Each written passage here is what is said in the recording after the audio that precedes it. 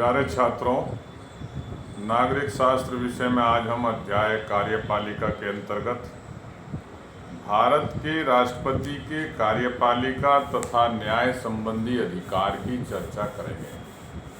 तो आइए देखते हैं कि भारत के राष्ट्रपति को कार्यपालिका तथा न्याय संबंधी क्या अधिकार प्राप्त हैं, इस विषय में बताने जा रहे हैं। तो सभी छात्र इस वीडियो को ध्यानपूर्वक सुनें। आप सभी लोग जानते हैं, मैं पहले ही बता चुका हूँ, संविधान द्वारा राष्ट्रपति को कार्यपालिका का अध्यक्ष माना गया है और उसे कार्यपालिका की समस्त शक्तियाँ प्रदान की गई हैं। संविधान के अनुच्छेद 53 के अनुसार संघ की कार्यपालिका शक्ति राष्ट्रपति में निहित होगी तथा वह इसका प्रयोग संविधान के अनुसार स्वयं या अपने अधीनस्थ पदाधिकारियों द्वारा करेगा। कार्यपालिका उसके नाम से ही समस्त कार्य करती है। वह भारत की तीनों सेनाओं का सर्वोच्च सेनापति या सेनाध्यक्ष होता है। संक्षेप में उसके कार्यपालिका संबंधी अधिकार इस प्रकार है, मैं आपको बता रहा हूँ 1 बाय 1 करके, ध्यान से सुनते चलें। उसे से मतलब है राष्ट्रपति को राज्य सरकारों को पूर्व निर्धारित विषयों से संबंधित आदेश देने का अधिकार है। पहला तो न्यायिक कार्यपालिका संबंधी अधिकार हो गया। दूसरा, युद्ध, संधि अथवा शांति की घोषणा राष्ट्रपति के द्वारा की जाती है। वह का मतलब आप समझते चलें, राष्ट्रपति यानी राष्ट्रपति प्रधानमंत्री की नियुक्ति करता है तथा प्रधानमंत्री के परामर्श पर मंत्री परिषद के अन्य सदस्यों की भी नियुक्ति करता है। राष्ट्रपति तीनों सेनाओं के सेनापतियों, उच्चतम और उच्च न्यायालय के न्यायाधीशों, राज्यपालों, महान्यायवादी नियंत्रक एवं महालेखा परीक्षक, निर्वाचन आयोग के मुख्य निर्वाचन आयुक्त व अन्य आयुक्तों यानी कमिश्नरों तथा वित्त आयोग के अध्यक्ष एवं अन्य सदस्यों आदि की नियुक्ति भी करता है। तो बहुत अधिकार प्राप्त है वही राष्ट्रपति को। राष्ट्रपति योजना आयोग, भाषा आयोग एवं जांच आयोग का गठन करता है। भारत के राजदूतों को विदेशों में नियुक्त करने का अधिकार राष्ट्रपति को प्राप्त है। विदेशी राजदूत भारत में आकर अपना प्रमाण पत्र सर्वप्रथम राष्ट्रपति के सम्मुख ही प्रस्तुत करते हैं। 7वां, अंतर्राष्ट्रीय क्षेत्र में राष्ट्रपति ही राष्ट्र का प्रतिनिधित्व करता है। जहाँ पूरे राष्ट्र का अंतर्राष्ट्रीय क्षेत्र में प्रतिनिधित्व होता है तो वहाँ राष्ट्रपति ही देश का प्रतिनिधित्व या राष्ट्र का प्रतिनिधित्व करता है।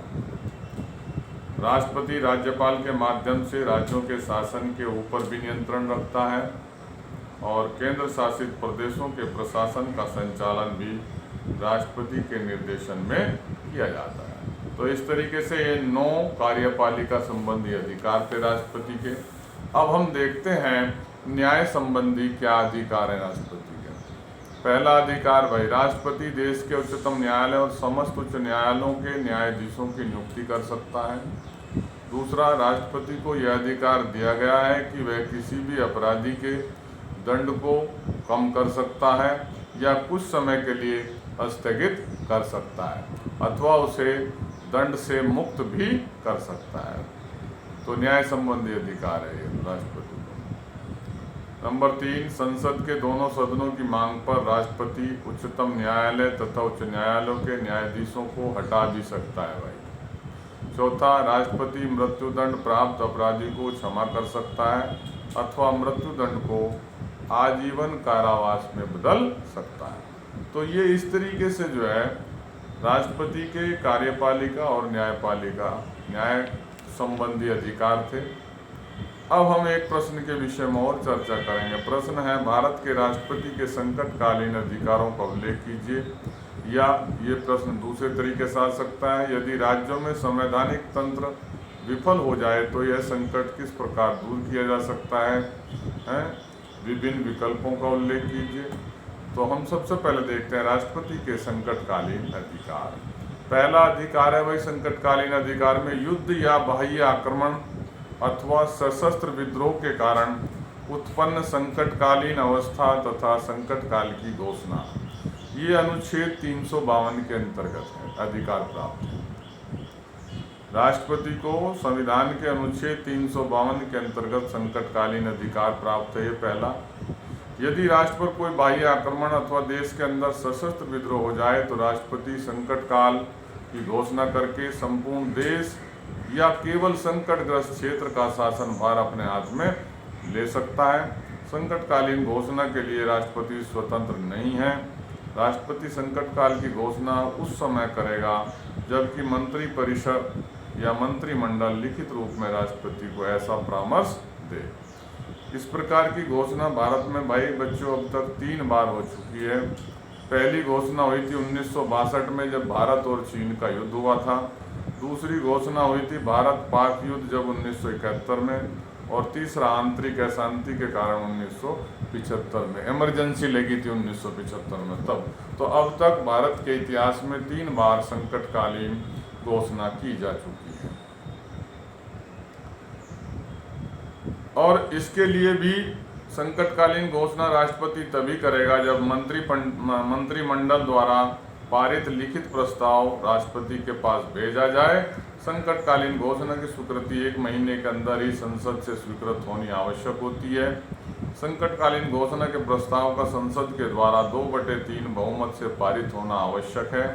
यदि 1 माह के अंदर संसद द्वारा घोषणा स्वीकृत हो जाती है तो यह घोषणा जारी रहेगी। दूसरा, घोषणा के संवैधानिक प्रभाव क्या है भैया? घोषणा के संवैधानिक प्रभाव इस तरीके से हैं। संकटकालीन स्थिति में हमारा संविधान एकात्मक शासन का रूप धारण कर लेता है। राज्यों को अपनी कार्य शक्ति का उपयोग केंद्रीय सरकार के निर्देशानुसार करना पड़ता है।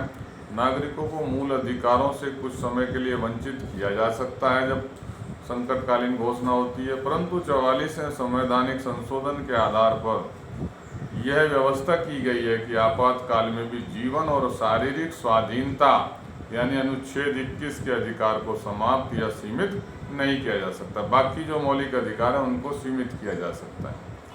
दूसरा है, राज्यों में संवैधानिक तंत्र के असफल हो जाने से उत्पन्न स्थिति में संकटकालीन घोषणा, ये अनुच्छेद 356 जैसे कहते हैं भाई फला उसमें प्रदेश में जो है राष्ट्रपति शासन लागू हो गया, तो वो है भाई ये अनुच्छेद 356 के अंतर्गत। भारत एक संघात्मक राज्य है, सभी जानते हैं, किंतु संघ के सभी राज्यों के लिए एक जैसी शासन व्यवस्था एवं इकहरा संविधान है। अतः यदि किसी राज्य में संविधान के अनुसार शासन का संचालन कर पाना मुश्किल हो जाए तो राष्ट्रपति राज्यपाल की रिपोर्ट के आधार पर आपातकाल की घोषणा करके शासन व्यवस्था अपने हाथ में ले लेता है तथा राज्यपाल केंद्र के अभिकर्ता के रूप में कार्य करता है, एजेंट के रूप में। राष्ट्रपति की यह घोषणा 2 महीने तक लागू रह सकती है। यदि संकट काल की घोषणा ऐसे समय में की गई है जबकि लोकसभा भंग हो गई हो तो राज्यपाल की स्वीकृति मिलने पर घोषणा लोकसभा के नवीन अधिवेशन से 30 दिन तक लागू रहेगी। यदि दोनों सदन यानी उच्च और निम्न सदन इसके लिए अपनी सहमति दे देते हैं तो यह घोषणा 6 माह तक जारी रहेगी। किंतु 42वें संवैधानिक संशोधन जो कब हुआ था भाई 1976 के आधार पर इस अवधि को 6 माह से बढ़ाकर 1 वर्ष तक कर दिया गया है और यह अवधि 1-1 वर्ष करके 3 वर्ष तक बढ़ाई जा सकती है। पहले 6 महीने तक जो है राष्ट्रपति शासन किसी भी राज्य में लगाया जा सकता था, लेकिन उसको बढ़ाकर 1 वर्ष कर दिया गया है और यह अवधि 1-1 वर्ष करके 3 वर्ष तक बढ़ाई जा सकती है। तो ये थे भाई आपके संकटकालीन अधिकार। तीसरा है वित्तीय संकट काल की घोषणा कब करेगा भाई राष्ट्रपति? ये अनुच्छेद 360 के अंतर्गत है। यदि राष्ट्रपति को विश्वस्त सूत्रों से पता चल जाए कि संपूर्ण देश या देश के किसी भाग विशेष की आर्थिक स्थिति या साख खतरे में है तो संविधान के अनुच्छेद 360 के अनुसार वह आर्थिक संकट की घोषणा कर सकता है। आर्थिक संकटकालीन स्थिति में राष्ट्रपति को अनेक महत्वपूर्ण अधिकार प्राप्त हो जाते हैं।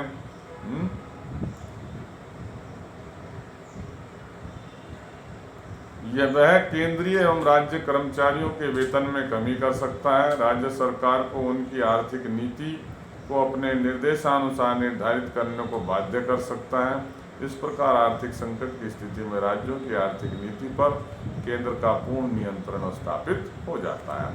तो ये 3 प्रकार के जो है संकटकालीन अधिकार थे। वित्तीय संकट काल की घोषणा, दूसरा राज्यों में जब संवैधानिक तंत्र विफल हो जाए तब संकट काल की घोषणा कर सकता है, और यदि युद्ध या कोई बाह्य आक्रमण अथवा सशस्त्र विद्रोह हो जाता है तो उस समय भी राष्ट्रपति संकट काल की घोषणा कर सकता है। तो बहुत ही महत्वपूर्ण प्रश्न है, सभी छात्र इसे तैयार करेंगे। धन्यवाद।